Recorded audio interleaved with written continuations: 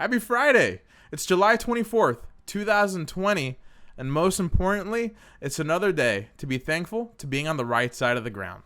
I look forward to enjoying this cup of coffee with you today.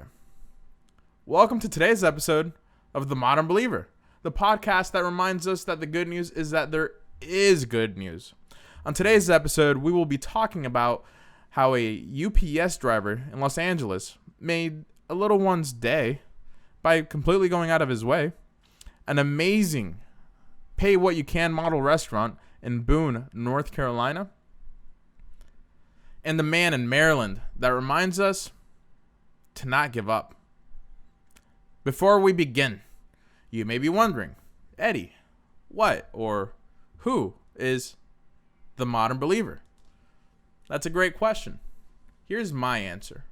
The modern believer is you. It's our families. It's me. Our communities.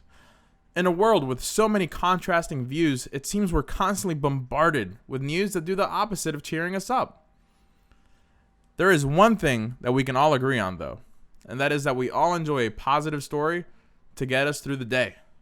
It reminds us that there is a lot of humanity and there's a lot of good going on, even if it may not always seem like it. The modern believer is an individual that knows change can happen, one believer at a time. Let's begin.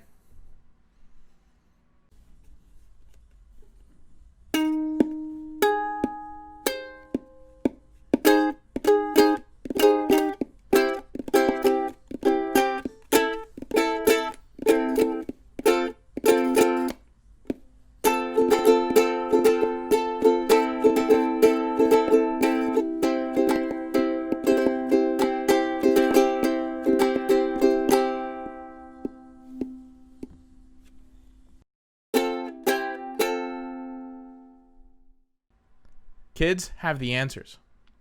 Thanks, Liz, for sharing this piece of good news. There truly is nothing like the innocence of a child, especially when they say wise things that seem to come out of nowhere. It makes me wonder, was I ever that wise? Like, what happened?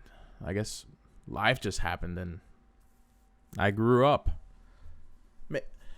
UPS driver Hector Velasco is a great example as to why we must continue to pay it forward with the children.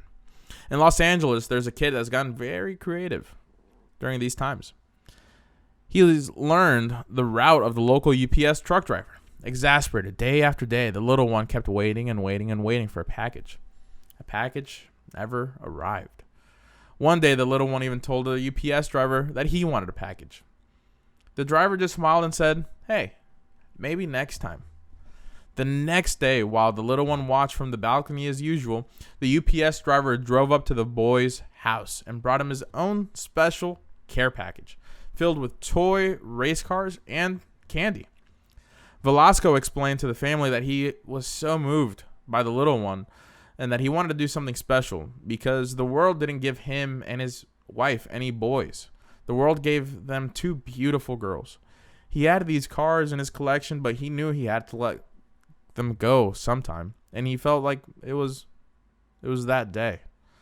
The little one taught him a lesson that it's not only his kids going through this epidemic, that all the children in the world are the future.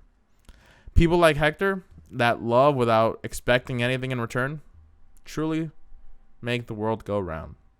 Thanks, Hector, for being you.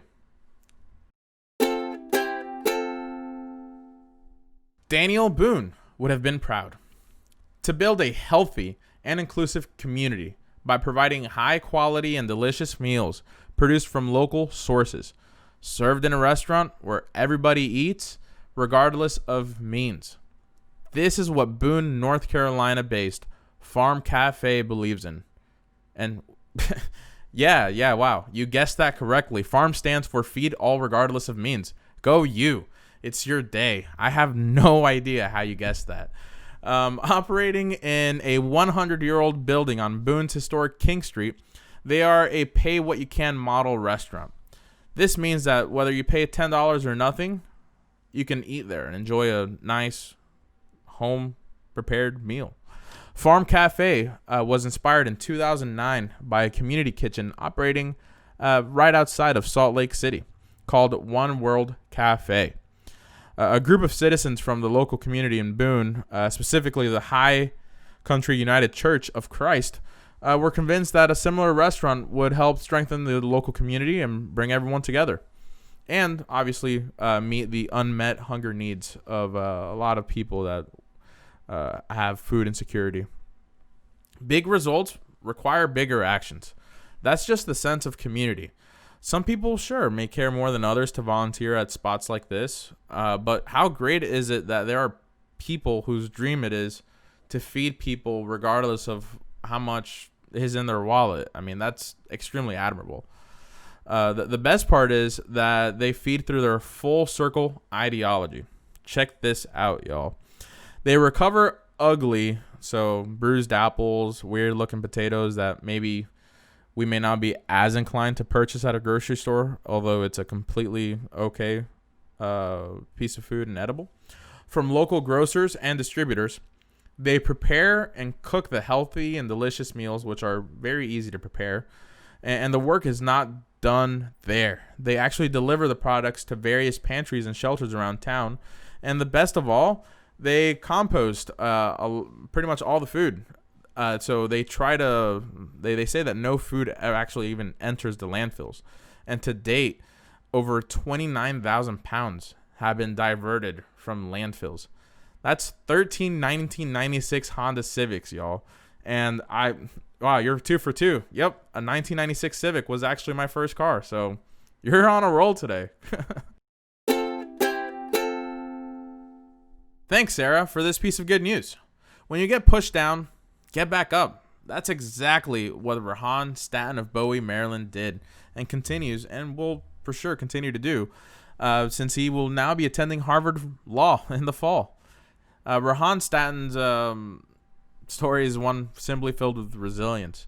At 8 years old, his mother left his father and moved out of the country. Over time, his father was working 2 or 3 jobs at a time to just make sure that he could raise his kids. As Rehan and his older brother Reggie got older, they would actually face food insecurity and at times not even have electricity at home. A teacher eventually even recommended that Rehan be placed in remedial classes. Yeah, the one that's going to Harvard Law this fall, due to his grades. His father stepped in, and with the help of an aerospace engineer that he met at a community center, the engineer offered to tutor Rehan for free for the rest of the year. Not only did Rehan place an honor roll for the rest of the year, the teacher actually wrote an apology note to Rehan's dad. I mean, that's awesome.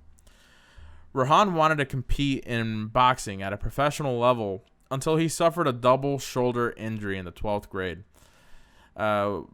With that plan being derailed, he had to hastily apply to a number of colleges, but since the year was pretty much over, he was rejected from every single one. That ended up just not working in my favor, Rehan says. So I ended up going to work as a garbage man. All of his colleagues at the time, with the exception of senior management, were formerly incarcerated. Rehan shared that it was actually the first time that he was being lifted up just because of who he was and what he wanted to be, for the sake of being lifted up, not because he was good at sports. Rehan's colleagues eventually spoke to Brent Bates, the son of the owners of the garbage trucking company that Rehan was working at. And Bates brought Rehan to Bowie State University to meet a professor. The professor was so blown away by his conversation with Rehan that he actually appealed to the admissions board himself. It ended up working out. Rehan began undergrad later that year and earned a 4.0 GPA. After 2 years at Bowie State, he transferred to Maryland. It would only be right if Rehan had one more big obstacle to overcome. A year before he was actually accepted into Harvard Law, he unfortunately was in an accident that threatened to derail his plans yet again with school. His older brother didn't think twice and bought him a Harvard hoodie and said to keep pushing. Fast forward a year later, and he was accepted into various law schools, and now he plans to help other young people with tutoring and college counseling and just being that role model for others. Just like the love that he got, he wants to give it back to the world. Just like that aerospace engineer, when you give love to others expecting nothing in return, that love doesn't go away. It simply is amplified and it's passed on to others. Congratulations, Rahan. We're going to transition to our few seconds of gratitude. I want you all to think of one thing that you are grateful for today. If you think of more than one, that's great too. Let's take a few seconds to be grateful. Today, I'm thankful for all the times I've been rejected. It's so easy to give up when you get rejected. It's so easy to stay down. From telling your crush how you feel or not getting the job that you are working so hard to get, the important thing is that you took a shot at something that you cared about. Many people go months, years, decades without taking a single risk. If you get rejected, you're doing something right. Every no is closer to a yes. Today, I'm also grateful for all the Davids and Hollies out there. Happy birthday to you both. The world became a better place when you were born. It's kind of cool to think that tens of thousands of people had the best day of their life this week. Someone proposed to their loved ones. Many welcomed their children to this world. Someone hit their weight loss goal. Tomorrow could be your day. Keep pushing and keep going. And let every day's small and big successes compound onto one another. Though we can keep talking for hours and hours and hours about all the good news, great stuff going on in this world, you need to go about your day. Fly. Be free. But before you go, please continue to reach out. Loved all the DMs, tags and posts, and emails this week. This will all eventually go to the good news vault. Also, please continue to share and leave feedback in the form of a review, download, and follow. What cool stuff is going on in your community or company? What do you want to hear about next? Ultimately, you are the one that's taking some time to join me and all the other modern believers out there. If you want good news shared as well, please post it on social and use the hashtag #GoodNewsIsTheGoodNews. In addition to that, follow on social for more good news throughout the week. I want to thank all of you for your time and remind you that I love you and I am immensely proud of you no matter where you are in life. You have a friend in me.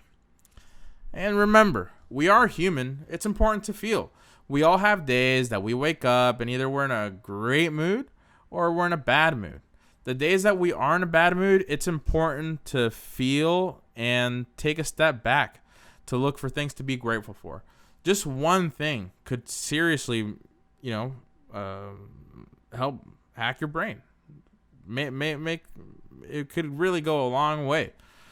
Just because the day starts like that doesn't mean it needs to end like that. Smile. You are breathing after all. You're winning in one way, one big way. However, if it does end the same way, that's totally okay. Remember, it's completely okay. No, and just remember that the sun will rise again tomorrow. When we do wake up in a good mood, however, it's important for us to put that love back into the universe. A simple way I like to do that is when someone asks how I'm doing, I try not to say good, well, or okay. I try to say great. Another day on the right side of the ground. Then I ask about their day. Have a brief but very genuine conversation. Care about someone else. It doesn't take that much. You never know what the random people or employees and whatnot that we encounter in our lives are going through. Whether it's the cashier, a store clerk, a coworker, or someone handing you your food, you don't know the last time someone asked about their day or was remotely positive towards them. It's true. That's the world right now, and it's been like that. So it's up to us as a community to put that love back into the universe. That smile you give, that uplifting attitude may change their day. And maybe, just maybe, thanks to the love that you give them at that very moment, they start spreading that love to others. And then we build a beautiful chain reaction of love. Stay blessed and keep fighting the good fight. Thanks for joining today's episode of The Modern Believer, the podcast that reminds us that the good news is that there is good news. Make it a great day.